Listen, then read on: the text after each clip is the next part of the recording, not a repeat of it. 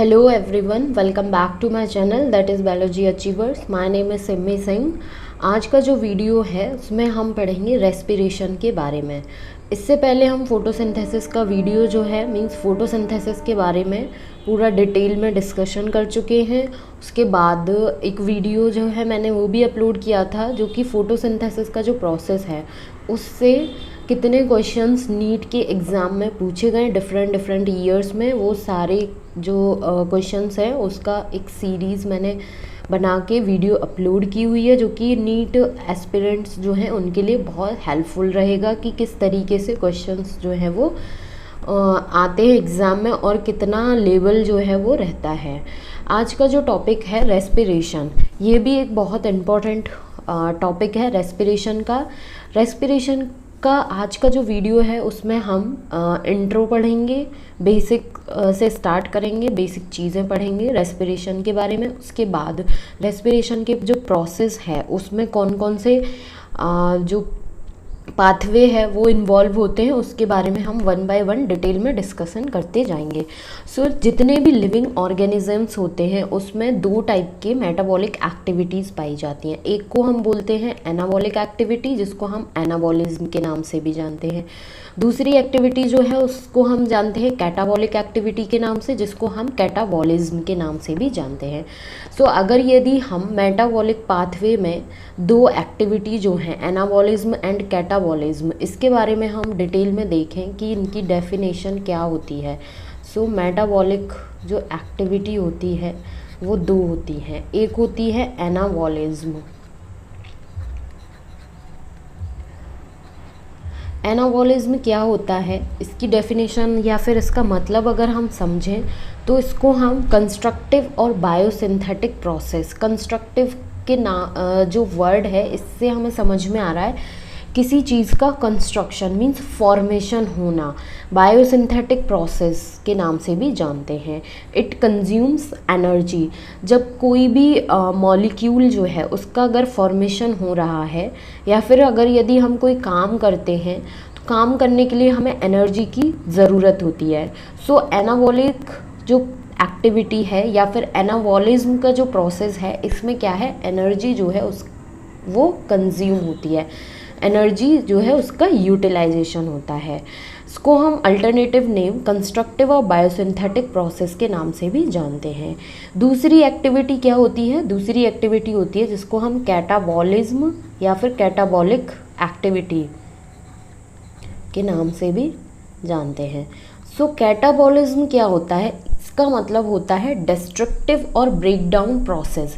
Destructive means कि कोई complex molecule है उसको सिंपल मॉलिक्यूल में ब्रेक डाउन किया जाता है उसका, और उसके बाद जब उसका ब्रेक डाउन होता है तो उसमें से कुछ एनर्जी जो है वो रिलीज़ होती है।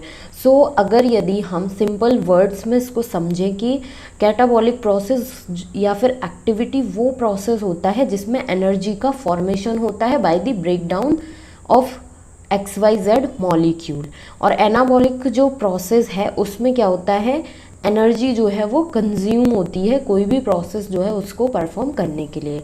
ये सिंपल मतलब होता है एनाबॉलिज्म और कैटाबॉलिज्म। अब हमें ये देखना है कि जो हम आज का टॉपिक पढ़ेंगे रेस्पिरेशन का जो प्रोसेस है वो पढ़ेंगे, तो इन दोनों एक्टिविटी में से रेस्पिरेशन का जो प्रोसेस है वो किस कैटेगरी में आता है, एनाबॉलिज्म में आता है या फिर कैटाबॉलिज्म में आता है। मूव करते हैं रेस्पिरेशन के बारे में। रेस्पिरेशन क्या है, ये कैटाबॉलिक प्रोसेस होता है। ये इम्पॉर्टेंट पॉइंट है बिकॉज ये भी क्वेश्चंस में पूछा जाता है कि एनाबॉलिज्म जो है वो कैटाबॉलिक रिएक्शन है या फिर एनाबॉलिक रिएक्शन है। रेस्पिरेशन जो है सबसे पहले हमें ये ध्यान रखना है कि ये कैटाबॉलिक प्रोसेस होता है of releasing energy from simple sugars for carrying out life process. Means कि कुछ भी काम करने के लिए हमें एनर्जी की ज़रूरत होती है, तो वो एनर्जी हमें कहाँ से मिलती है, सिंपल शुगर मॉलिक्यूल ग्लूकोज जो है उसका ब्रेक डाउन होता है, उसके थ्रू एनर्जी रिलीज़ होती है। ये एनर्जी जो है वो ATP की फॉर्म में रिलीज़ होती है जिससे हमें काम करने के लिए एनर्जी जो है वो उसकी रिक्वायरमेंट फुलफिल होती है। Respiration is a catabolic process of releasing energy from simple sugars जैसे कि glucose for carrying out life process. उसके बाद respiration is a breaking down process by which a living cell oxidise organic substances and release carbon dioxide water and energy in the form of ATP. Simple सी बात है कि respiration का जो process है उसमें ग्लूकोज जो होता है, सिंपल शुगर, इसका ब्रेक डाउन होता है। ब्रेक डाउन किस में होता है? Carbon dioxide, water and energy, इन तीन में इसका ब्रेक डाउन होता है। और एनर्जी जो रिलीज़ होती है, ये एनर्जी किस फॉर्म में रिलीज़ होती है? ये होती है एटीपी की फॉर्म में। और इस एटीपी को सेल्स जो है वो यूटिलाइज करती हैं डिफरेंट वर्क जो है, लाइफ प्रोसेस जो है उसके लिए। सो ये होता है रेस्पिरेशन की डेफिनेशन। आई होप कि ये अच्छे से समझ में आ गया होगा। अगर हम रिएक्शन की बात करें तो C6H12O6 ये क्या होता है? ये ग्लूकोज का फॉर्मूला होता है, प्लस 6O2। इसका ब्रेक डाउन होके हमें 6 कार्बन डाइऑक्साइड मॉलिक्यूल्स मिलते हैं, 6 वाटर मॉलिक्यूल्स मिलते हैं एंड एनर्जी जो है वो एटीपी की फॉर्म में रिलीज़ होती है। ये थी रेस्पिरेशन की डेफिनेशन। उसके बाद अगर यदि हम रेस्पिरेशन का जो प्रोसेस है उसको थोड़ा और डिटेल में जाकर देखें कि क्या होता है, तो there are 3 important characteristics of respiration in the equation. ये जो इक्वेशन देखी हमने कि जो शुगर मॉलिक्यूल है, शुगर इन दी सेंस कि ग्लूकोज का जो मॉलिक्यूल है उसका ब्रेक डाउन हो रहा है, जिससे कार्बन डाइऑक्साइड, वाटर और एनर्जी जो है वो फॉर्म हो रही है। तो ये जो 3 इम्पॉर्टेंट कैरेक्टरिस्टिक्स हैं या फिर स्टेप्स हैं, ये क्या क्या स्टेप्स होते हैं? तो सबसे पहले अगर यदि हम फर्स्ट कैरेक्टरिस्टिक की बात करें या फिर फर्स्ट इक्वेशन की बात करें, the breakdown of glucose into carbon dioxide water does not occur in a simple step. जैसा कि अभी हमने पीछे के स्लाइड में देखा कि जो ग्लूकोज है मीन्स C6H12O6, ये जो ग्लूकोज है जब इसका ब्रेकडाउन होके हमें carbon dioxide plus water plus energy मिल रही है, तो ये जो रिएक्शन है ये कोई सिंपल सा स्टेप में नहीं रिएक्शन हो रहा है। इसके एक केमिकल रिएक्शंस होते हैं, केमिकल स्टेप्स होते हैं, एक सीरीज़ में इनका ब्रेक डाउन होता है और इसमें बहुत सारे एंजाइम्स जो हैं वो इन्वॉल्व होते हैं। So the break down of glucose into carbon dioxide water does not occur in a simple step. ये कोई बहुत सिंपल सा रिएक्शन नहीं होता है, but in a series of chemical steps. कुछ केमिकल स्टेप्स होते हैं, केमिकल रिएक्शंस होती हैं जो कि एक सीरीज़ में प्रेजेंट होती हैं और उसमें बहुत सारे डिफरेंट टाइप के एंजाइम्स जो हैं वो इन्वॉल्व होते हैं, तब जाकर हमें ये जो ग्लूकोज मॉलिक्यूल है उसका ब्रेक डाउन होता है और उसके ब्रेक डाउन के बाद वाटर, कार्बन डाइऑक्साइड और एनर्जी जो है वो फॉर्म होते हैं। These steps occur in 2 main phases. ये जो केमिकल स्टेप्स हैं जिसमें ब्रेक डाउन का प्रोसेस हो रहा है एक सीरीज़ में, तो ये जो ब्रेक डाउन के स्टेप्स हैं वो 2 मेन फेज़ में होते हैं। मींस कि 2 इम्पॉर्टेंट पाथवे जो हैं वो इन्वॉल्व होते हैं रेस्पिरेशन के प्रोसेस में, जिसके बाद हमें एनर्जी जो है वो मिलती है। सो सबसे पहले अगर हम पाथवे की बात करें तो पहला पाथवे क्या होता है? ग्लाइकोलिसिस। इसमें क्या होता है कि अगर हम बहुत शॉर्ट में देखें तो ग्लाइकोलिसिस के प्रोसेस जो है उसमें क्या होता है, ग्लूकोज मॉलिक्यूल जो है वो डिफरेंट केमिकल रिएक्शंस के थ्रू सीरीज़ में इसका ब्रेक डाउन होता है। बहुत सारे डिफरेंट एंजाइम्स जो हैं वो इन्वॉल्व होते हैं और पायरूवेट जो है वो फॉर्म होता है at the end of this pathway. So glucose से पायरूवेट के बनने तक का जो प्रोसेस है उसमें डिफरेंट रिएक्शंस होती हैं, डिफरेंट एंजाइम्स जो हैं वो इन्वॉल्व होते हैं। जब हम आगे के वीडियो में ग्लाइकोलिसिस के बारे में डिटेल में डिस्कस करेंगे, उसका पाथवे जो है उसको पढ़ेंगे, तब हम देखेंगे कि वहाँ पे क्या क्या स्टेप्स देखने को मिलते हैं और क्या क्या एंजाइम्स जो हैं वो इन्वॉल्व होते हैं।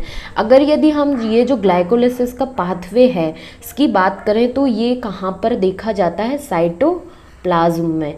तो ये हमें ध्यान रखना है कि ग्लूकोज से पायरूवेट का फॉर्मेशन कौन से पाथवे में होता है? ग्लाइकोलिसिस में। और ग्लाइकोलिसिस का जो पाथवे रन होता है, परफॉर्म होता है, वो कहाँ पर होता है? वो साइटोप्लाज्म में होता है।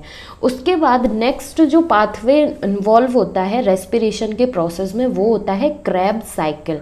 ठीक है, क्रेब साइकिल इसमें क्या होता है कि पायरूवेट जो है वो carbon dioxide, water and energy जो है इसमें ब्रेक डाउन होता है। सबसे पहले पाथवे में ग्लूकोज से पायरूवेट का फॉर्मेशन हुआ। अब क्रेब्स साइकिल जो है उसमें पायरूवेट जो है वो किस में कन्वर्ट हो जाएगा, कार्बन डाइऑक्साइड, वाटर और एनर्जी में। अगर यदि हम क्रैब साइकिल की बात करें तो ये इसका जो पाथवे है वो कहाँ पर रन होता है, कहाँ पर देखा जाता है, ये देखा जाता है माइटोकॉन्ड्रिया में। एक स्पेशल टाइप का सेल ऑर्गेनेली होता है माइटोकॉन्ड्रिया, जहाँ पर क्रैब साइकिल जो है वो रन होती है।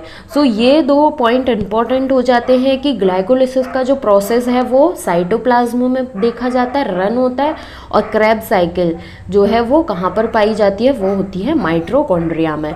सो रेस्पिरेशन के जो 3 इंपॉर्टेंट कैरेक्टरिस्टिक्स थे उनमें पहला जो है ये कंप्लीट हो जाता है कि जो ग्लूकोज का ब्रेक डाउन होने के बाद कार्बन डाइऑक्साइड, वाटर और एनर्जी जो मिल रही है वो किस तरीके से हो रहा है। तो पहला पाथवे हम पढ़ेंगे ग्लाइकोलिसिस के बारे में, जिसमें ग्लूकोज से पायरूवेट का कन्वर्जन देखेंगे। उसके बाद क्रेब साइकिल के बारे में पढ़ेंगे, जिसमें पायरूवेट से कार्बन डाइऑक्साइड, वाटर और एनर्जी का फॉर्मेशन होगा, जो कि माइटोकॉन्ड्रिया में देखने को मिलता है। सेकंड जो कैरेक्टरिस्टिक है अगर उसकी हम बात करें तो each breakdown step is due to a particular enzyme. ये जो इसमें ब्रेकडाउन के स्टेप्स हैं, जो केमिकल रिएक्शंस हैं, केमिकल स्टेप्स जो देखी जा रही हैं, उसमें हर एक स्टेप में एक पर्टिकुलर एंजाइम जो है वो इम्पॉर्टेंट रोल प्ले करेगा, जिसके बारे में हम जब ये पाथवे डिटेल में डिस्कस करेंगे तब देखेंगे। उसके बाद दी energy liberated in the breakdown of glucose molecule is not all in the form of heat. जब ग्लूकोज मॉलिक्यूल जो है, जब ग्लूकोज का ब्रेकडाउन होता है तो हमें एनर्जी जो है वो मिलती है। तो कुछ एनर्जी तो एटीपी की फॉर्म में मिलती है और कुछ एनर्जी जो है वो हीट की फॉर्म में निकलती है। तो यहाँ पर हमसे यही कहा गया है कि जब ग्लूकोज मॉलिक्यूल जो है उसका ब्रेकडाउन होता है तो उससे जो एनर्जी निकलती है, लिबरेट होती है, तो वो सारी की सारी एनर्जी जो है वो हीट की फॉर्म में नहीं होती है, बट कुछ पार्ट जो है उसका केमिकल एनर्जी एटीपी की फॉर्म में भी रिलीज होता है। ये इसका मतलब है कि the energy liberated in the breakdown of glucose molecule is not all in the form of heat की फॉर्म में ही नहीं होती सारी, बट कुछ अमाउंट जो है एनर्जी का वो केमिकल एनर्जी जो कि एटीपी की फॉर्म में रिलीज होती है। इस तरीके से ये 3 इंपॉर्टेंट कैरेक्टरिस्टिक्स थे, 3 इंपॉर्टेंट कह सकते हैं कि इक्वेशंस जो हैं वो देखी जाती हैं रेस्पिरेशन के प्रोसेस में।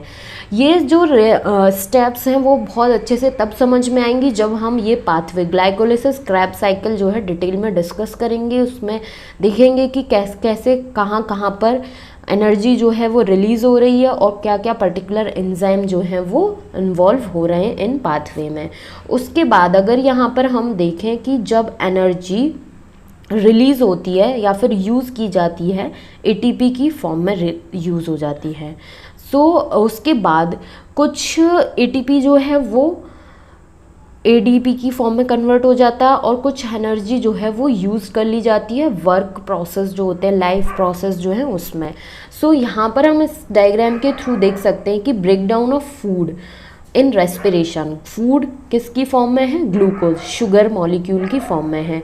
सो जब इसका ब्रेकडाउन होता है तो ये सबसे पहले जब ग्लूकोज का ब्रेकडाउन हो रहा है तो कार्बन डाइऑक्साइड रिलीज होगा, वाटर मॉलिक्यूल रिलीज हो रहा है एंड एनर्जी की फॉर्म में हो रहा है। अब एनर्जी जो है, कुछ तो एनर्जी जो है वो हीट की फॉर्म में निकल जाती है, कुछ एनर्जी जो है वो एटीपी की फॉर्म में रिलीज़ होती है।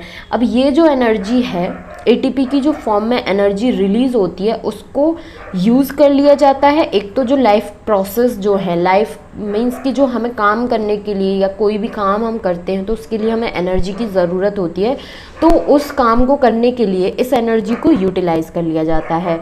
लेकिन कुछ अमाउंट क्या होता है कि इसका एडीपी की फॉर्म में कन्वर्ट हो जाता है ये, और जब बहुत ज़्यादा ज़रूरत होती है एनर्जी की तो ये जो एडीपी की फॉर्म में एनर्जी स्टोर हो रखी होती है ये कन्वर्ट हो जाती है अगेन एटीपी की फॉर्म में और इसको फिर यूज़ कर लिया जाता है। सो इस तरीके से ये एक साइक्लिक मैनर में प्रोसेस चलता रहता है। जब अगर यदि बहुत ज़्यादा एनर्जी की ज़रूरत होती है तब ये एडीपी जो है वो एटीपी की फॉर्म में कन्वर्ट हो जाता है।